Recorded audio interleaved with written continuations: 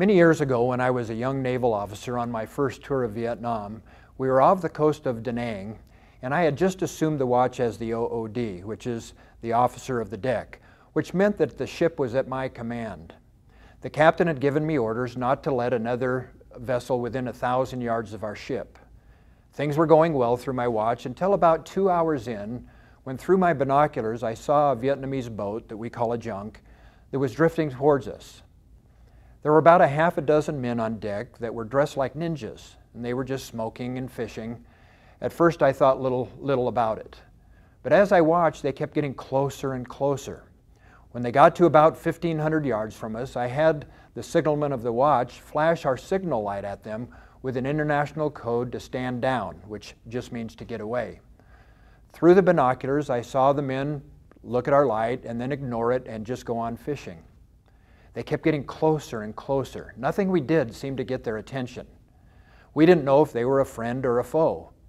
When they got to about 1,000 yards from us, I called the commanding officer in his cabin.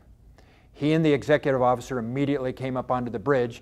The executive officer got the bullhorn and yelled orders in Vietnamese for them to get away. All the while we kept flashing the light, again, not getting their attention at all.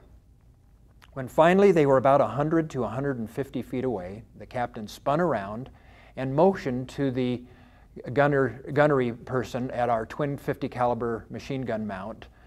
All of a sudden, there was a deafening sound, blinding and choking smoke all around as about 200 rounds went over my head. The water was convulsing where the boat had been, and when the smoke finally cleared away, I expected to see 6 dead men on a sinking boat.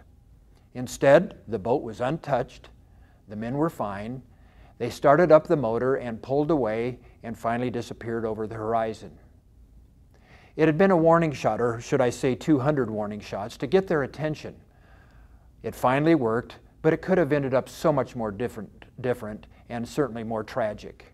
I remember thinking how insane that hand signals and flashing lights and bullhorn orders couldn't even get their attention.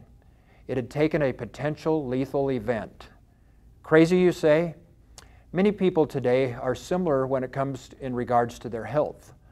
Life generally, and our body specifically, try to get our attention for our own good.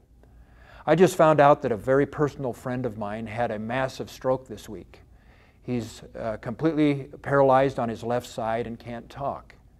For years he's been overweight, has had high blood pressure, and type 2 diabetes. These are warning shots that went unheeded. You and I will make up our mind what it takes to get our attention, so that we will take care of ourselves, that we'll eat properly and exercise more regularly.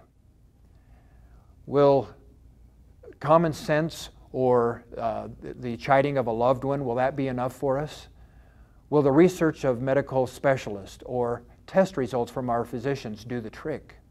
Or will it take a crisis like a heart attack or a stroke or diabetes to get our attention? And once they do have our attention, will it take even more for us to do something about it?